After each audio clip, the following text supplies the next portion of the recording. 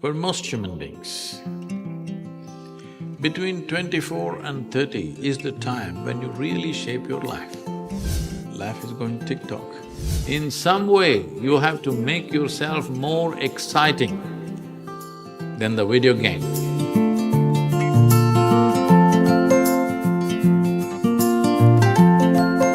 If you tend to it properly every day, it will turn out to be something.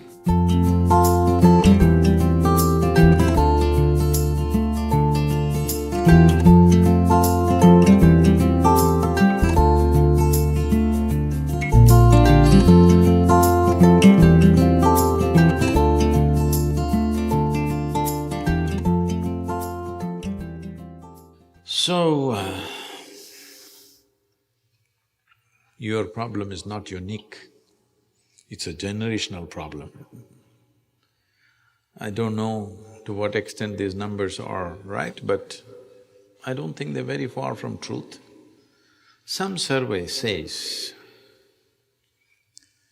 young men aged between 24 and 30 spend a minimum of 5.5 hours on the video games in United States of America.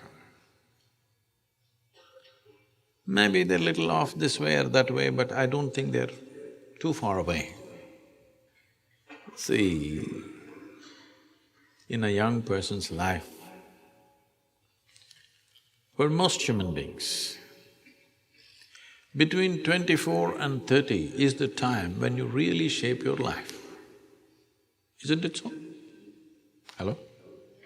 That's the time. Most people have just finished their education and that's the time they're really shaping their life, one way or the other.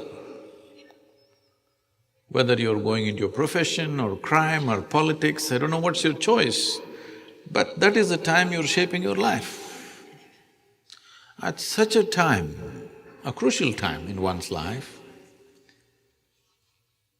they're spending 5.5 hours on an average on playing some silly game of shooting people or shooting ducks or something, all kinds of weird things. I don't even know what else is there.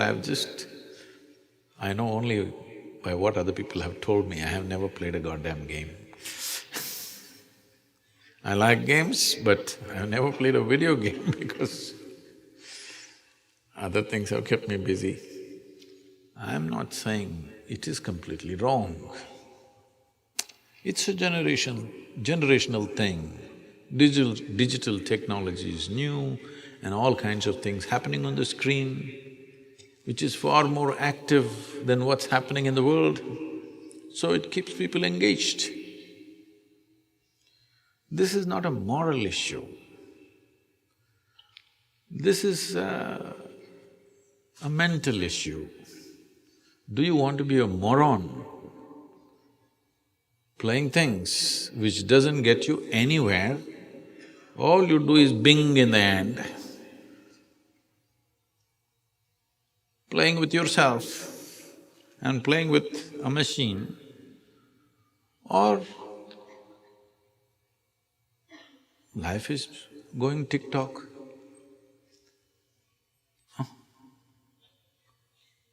Life is going tick-tock. 24 to 30 years of age is the time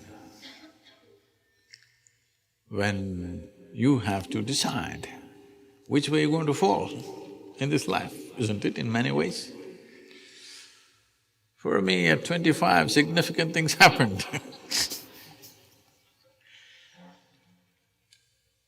So this is not about making something wrong, that's not the point.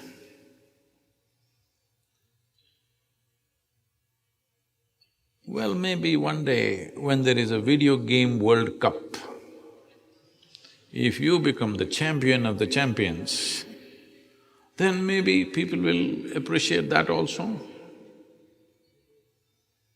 But I must tell you this, I know a family, they had 2 sons. And one of them, the other one I don't want to talk about, one of them invests only in video game companies, all right?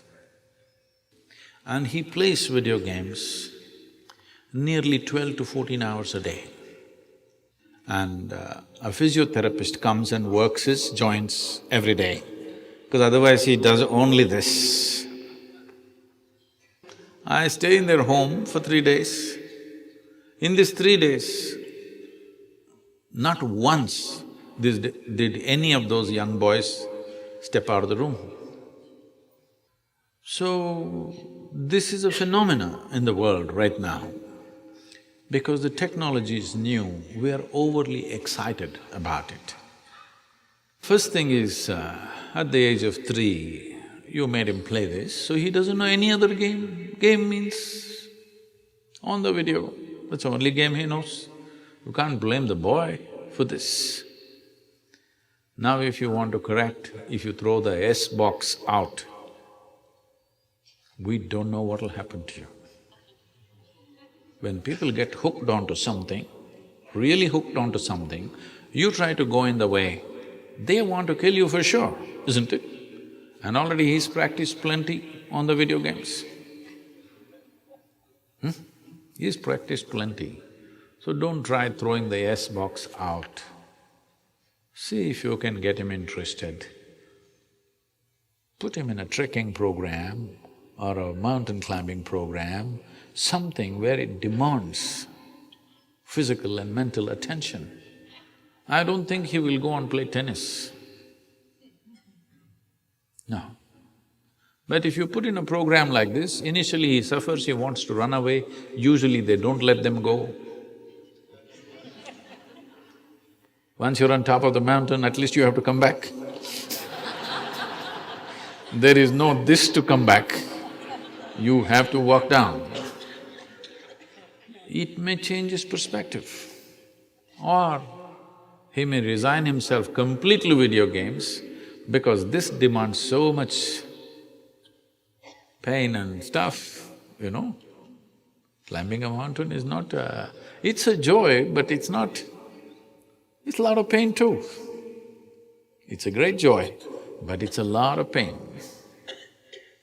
Every time, every year, when I do this Kailash trek in Nepal and Himalayas, in Tibet when we trek, I always think, enough, I've done enough of these things. Because going through the treacherous terrain, most incredible terrain, your eyes think so, your mind thinks so, but your legs, they don't agree. Your legs and sometimes your lungs, both of them don't agree that this is an incredible place. So, for all you know, if you put him through that, he may never again come out of a video game, or he may. Because he knows so much shooting, maybe he should join the army. Yeah, possibly. You want to shoot, you must at least be in the army because at least you're shooting for a cause. Otherwise, you may start shooting on the street. So, if army is not possible, maybe a policeman, at least you can carry a gun. Maybe you don't get to shoot much. I'm not trying to joke about this, but this is a painful reality that this generation of people are going through.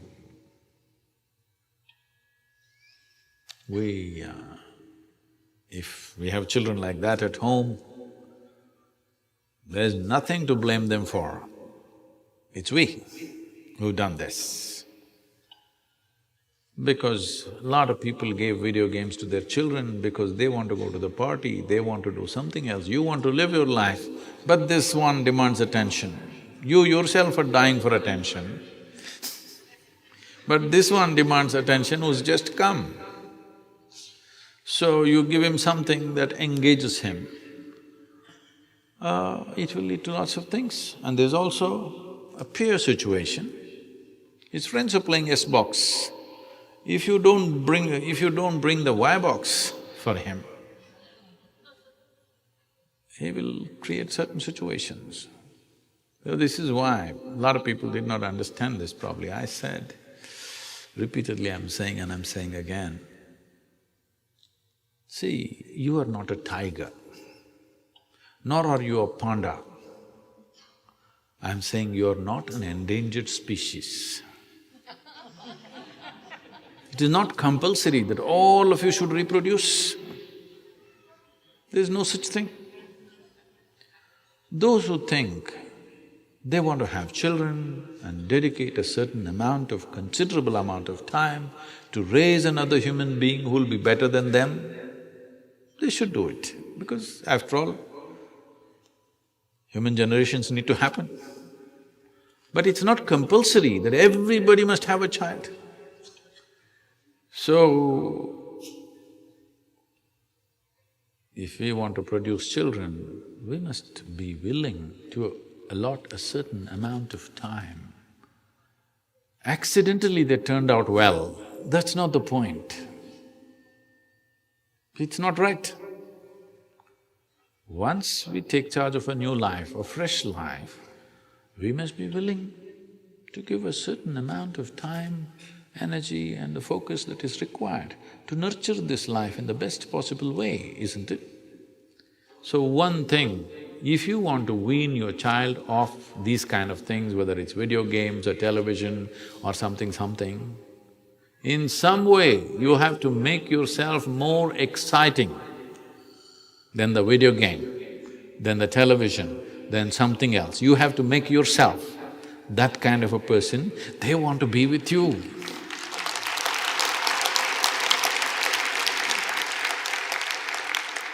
So, you can't… a child is not a machine. You can't switch it one way tomorrow morning.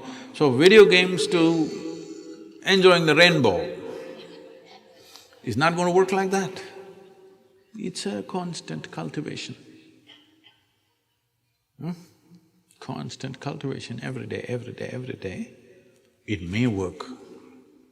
There's no guarantee it will work. Hello? Those of you who raise children, you know, it may work. There is no such thing as it will work. There's no such thing. If you pay enough attention, it will yield good results. Otherwise, we don't know, because you're not the only one paying attention to them. There are so many others who are also paying attention, and they may be more impressive than you. Yes, somebody on the street corner may be far more impressive than you and they may influence them much more than you. Yes. So, oh Sadhguru, I just asked you about the video games. Now you tell me I made the mistake of bearing a child. I'm not saying that. All I'm saying is, this is the consequence of handling a living being, including yourself. If you tend to it properly every day, it will turn out to be something. If you think once in 12 years you can attend to it, then it's only by accident.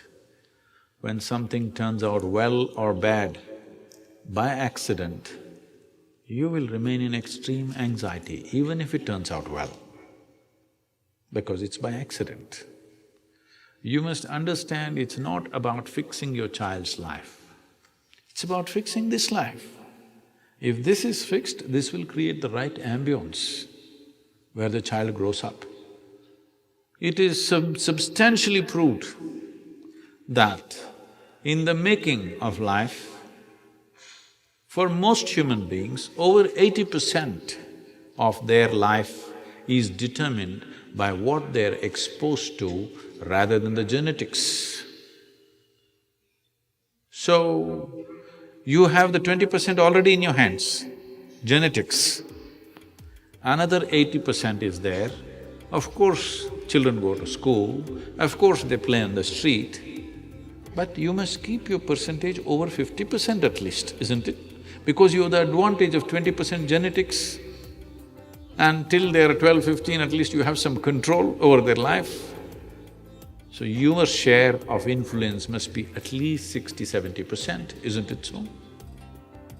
But if that has to happen, you have to do something about yourself that they cannot help looking up to you, not in fear.